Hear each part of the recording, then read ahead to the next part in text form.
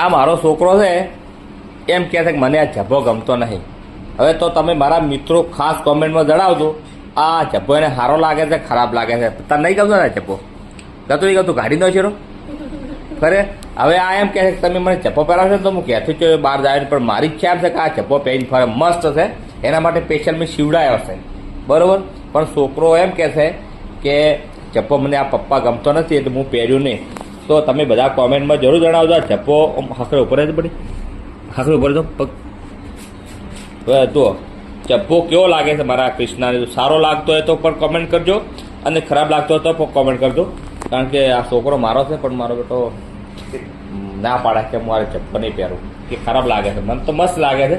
કેટલી મસ્ત જો આ ફેન્સી આ એક બાજુ લગાવેલું છે, આ મસ્ત ફેન્સી લગાવેલું છે.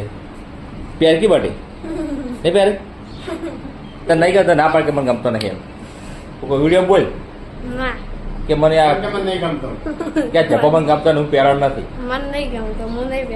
એમ. અને બધા કોમેન્ટો કરશે તો તું પહેરી એમ? શું કોમેન્ટ કરશે? પહેરશે બધા ખૂબ બધી કોમેન્ટ આવશે સારો લાગે છે તો પહેરે, ને એમ કહે છે કે ખરાબ લાગે છે તો નહીં પહેરે.